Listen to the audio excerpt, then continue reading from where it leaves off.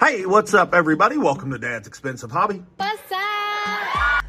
Today we are taking a look at the Marvel Legends, the Amazing Spider-Man, Marvel's Grizzly. If you have been watching my channel for any amount of time, you know that a few months back, I pretty much completely swore off Marvel Legends, got tired of them. They just usually piss me off anytime I review one, and I have not bought any for quite a while. But a few months back when this and the Abomination figure came up for pre-order, I pre-ordered both of them thinking, okay, they don't look too bad. I might want them just because they're big figures, and you guys know I do like big figures. I canceled the Abomination, but I went ahead and let this one come to the house, and I gotta tell you, I'm not entirely mad that I did. He's not too terrible, and I like the way he looks. He's not perfect, and we got a lot to talk about, so let's go ahead and get started, starting with his package. And we all know that Marvel Legends, when they do packages, they usually do them pretty good, and this one is pretty good. Ginormous window. You can literally see everything going on inside. It says the Amazing Spider-Man down here. Marvel's Grizzly right there. On the side, it's got some artwork, and, you know, it's not bad artwork. And on the back, that same artwork used again. Originality is not Marvel Legends forte. And it also says some stuff about Grizzly right there if you want to pause the video and read it. But as far as packaging goes, very, very good. I'm impressed. I like how Marvel Legends usually does their packaging. Let's see how tall he is really quick, because he is a bigger figure. To the top of his bare ears, he's about 7 3/4 inches, which would make the figure between 19.5 and 20 centimeters. I don't know how tall he's supposed to be, but I'll go ahead and say that jives at least in 1/12 scale. I don't know much about him, but I know that he has some sort of beef with J. Jonah Jameson, so let's stand him next to my Marvel Legends J. Jonah Jameson figure, and that looks pretty cool, I suppose. Here he is with another run-of-the-mill sized Marvel Legends in the form of Boxer's Deadpool, and that looks pretty good. Let's put him next to the Red Hulk. And Red Hulk has a little bit of height on him, has a good 1/2 inch or so in height, so he's not as big as a Marvel Legends Hulk figure. If you collect Marvel Legends and you were thinking about getting this, he's a little bit smaller. But here's an even bigger figure in the form of the Gamerverse Juggernaut, and he's bigger than everybody, but I think that looks pretty good, so that should give you a pretty good idea about his scale. He's big, but he's not the biggest they make. But let's dive into him just a little deeper. Now for his aesthetic, I gotta say I actually kind of like how they've done this. He's got a lot of great sculpt as far as the fur is concerned. The muscularity's not bad. I mean, in some places maybe it leaves a little bit to be desired, but otherwise it looks pretty good. It's got some shading throughout the figure, which we all know if you've collected Marvel Legends before is sometimes too much to ask, I should say, for Hasbro. But he overall doesn't look bad. His proportions, believe it or not, are actually kind of accurate, with the longer front arms right here, which would be front legs in terms of like grizzly bear proportions, and shorter rear legs, again, in terms of grizzly bear proportions, and that would be because he's a quadruped, but grizzly bears can stand up on 2 legs, but making them quadrupeds, I should say, the front legs would actually be a little bit longer than the back legs, so I actually like that.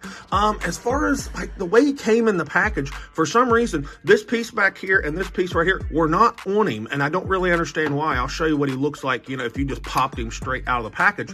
He would look like that, and I don't know why they did that, or what there was really no reason to do that, but we had to kind of, some assembly is required. This is kind of an IKEA Marvel Legends, so to speak. If you know, you know.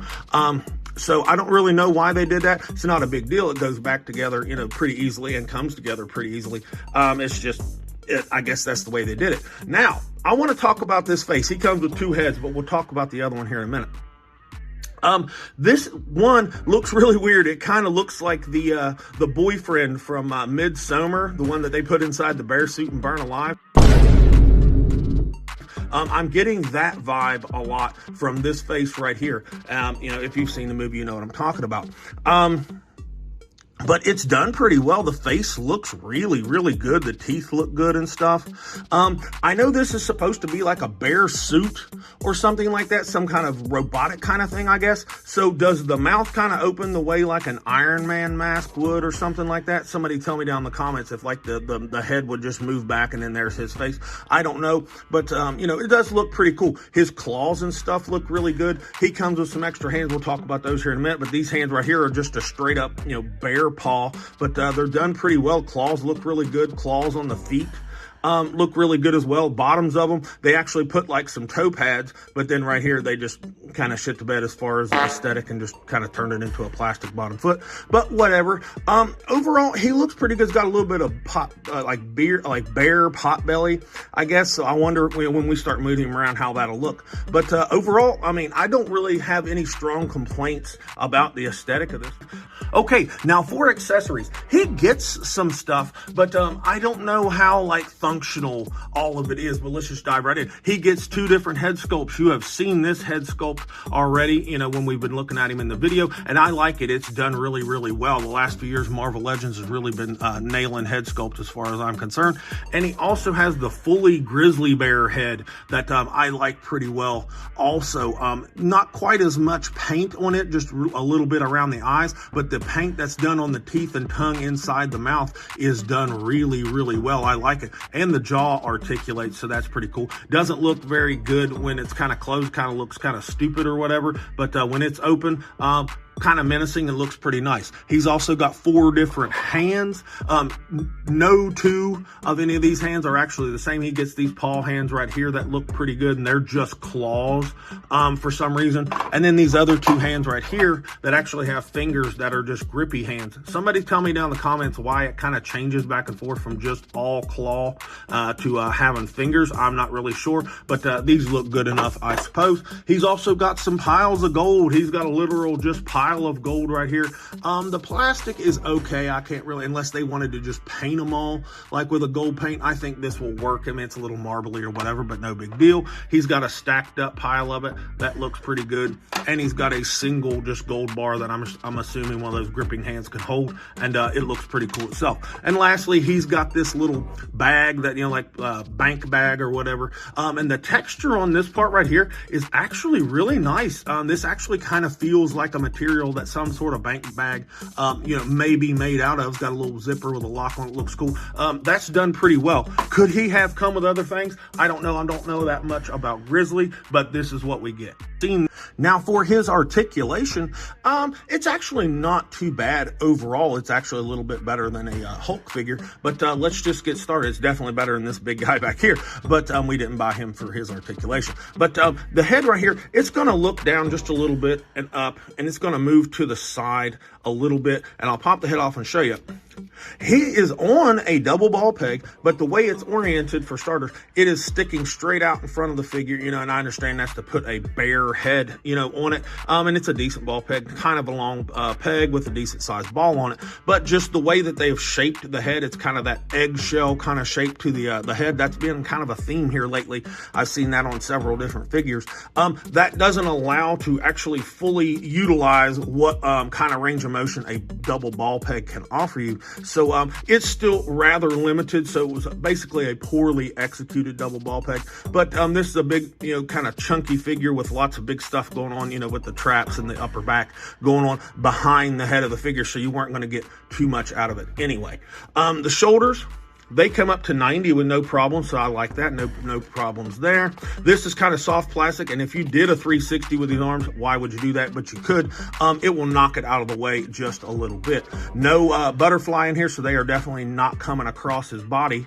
Now, for a bicep swivel, he has a bicep swivel, as you can see right here, but he also has that elbow swivel because that's not really, like, this is a floating bicep piece, very, very similar to like how they do their Hulk figures. This is independent of this peg that's going through into the shoulder down to the elbow. That is one piece, and this just kind of moves around on top of it. He's got a single jointed elbow, and I don't really like the way, you know, that this looks. It's the same with those with those Hulk figures. Got that weird looking little look right there. And that's nice and gappy, and that's not real fantastic.